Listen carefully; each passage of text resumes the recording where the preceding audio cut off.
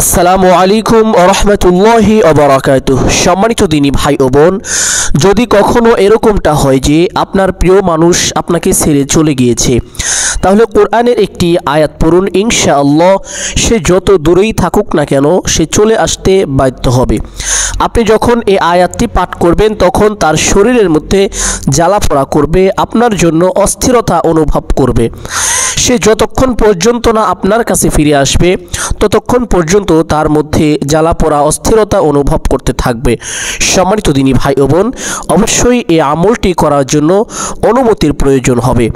আপনারা কিভাবে অনুমতি নেবেন? সম্মানিত দিনী ভাই ও বোন, এই আমলটি করার জন্য ভিডিওতে লাইক করবেন, ভিডিওটি শেয়ার করে দিবেন এবং একটি কমেন্ট করে আমার কাছ থেকে অনুমতি নেবেন। আমি যদি অনুমতি দেই তাহলে আমলটি করবেন। যদি অনুমতি ছাড়া এই আমলটি করেন, যদি কোনো ক্ষতি হয়ে যায়, এর জন্য আমাকে কোনো দোষ দিতে পারবেন না। অতএব সম্মানিত দিনী ভাই ও বোন, কথাগুলো আগেই বলে রাখছি, অনুমতির প্রয়োজন পড়বে এই আমলটি করার জন্য। অবশ্যই অনুমতি নিয়ে এই আমলটি করবেন ইনশাআল্লাহ। তবে এই আমলটি অত্যন্ত কার্যকরী। এই আমলটি করলে অবশ্যই আপনার প্রিয় মানুষ ফিরে আসতে, আপনার কাছে চলে আসতে বাধ্য হবে। সম্মানিত দিনী ভাই ও বোন, এই আমলটি কিভাবে করবেন নিয়মটি আমি সুন্দর করে বলে দিচ্ছি, সকলেই মনোযোগ সহকারে শুনবেন ইনশাআল্লাহ। এই আমলটি করার জন্য আপনাকে প্রথমে গোসল করে নিতে হবে। গোসল করার পরে উত্তম রূপে ওযু করে নিতে হবে। আর যদি আপনি গোসলের ফরজ আদায় করে গোসল করেন তাহলে আপনাকে ওযুর প্রয়োজন হবে না।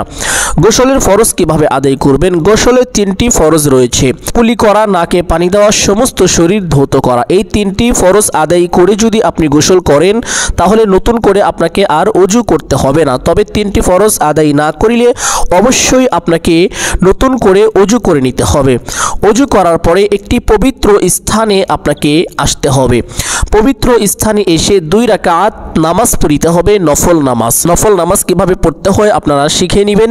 নফল নামাজ 2 রাকাত পরে সেই স্থানে বসবেন।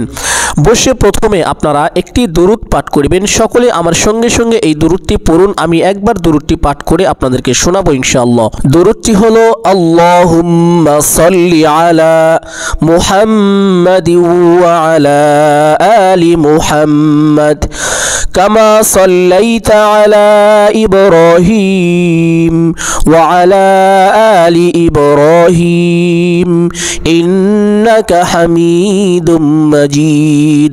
এতটুকু আপনারা পাঠ করবেন ইনশাআল্লাহ 3 বার।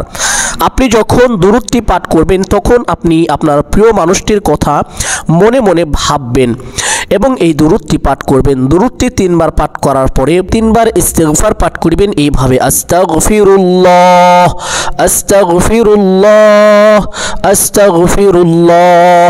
3 বার এই ইস্তিগফারটি পাঠ করার পরে পবিত্র কোরআনের একটি আয়াত পাঠ করিবেন। আয়াতটি সকলেই আমার সঙ্গে সঙ্গে পড়ুন। ওয়া আলকাইতু আলাইকা মাহাব্বাতাম মিন্নি। আয়াতটি পাঠ করার পূর্বে অবশ্যই আউযু বিল্লাহ এবং বিসমিল্লাহ পড়ে নেবেন একবার এইভাবে: আউযু বিল্লাহি মিনাশ শাইতানির রাজীম বিসমিল্লাহির রহমানির রহিম।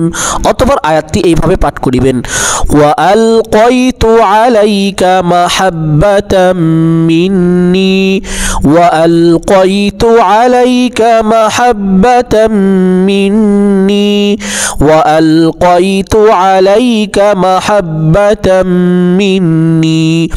এই আয়াতটি যখন পাঠ করবেন তখন তার কথা মনে মনে ভাববেন। আপনি যাকে বাধ্য করতে চাচ্ছেন তার কথা মনে মনে ভাববেন এবং আয়াতটি পাঠ করবেন। আয়াতটি পাঠ করা শেষ করে আবার দুরূদে ইব্রাহিম 3 বার পাঠ করিবেন।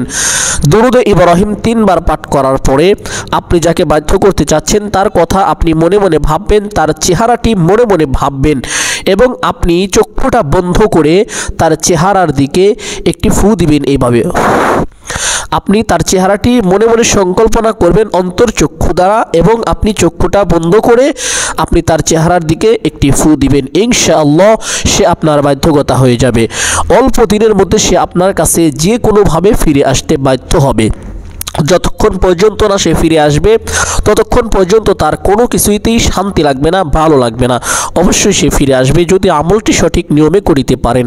ইনশাআল্লাহ আমি আশা করছি এই আমলটি করলে আপনারা অবশ্যই ফলাফল পাবেন। সম্মানিত দিনী ভাই বোন, এই আমলটি করার জন্য আমি আবারও বলছি, অবশ্যই আমার অনুমতি প্রয়োজন পড়বে।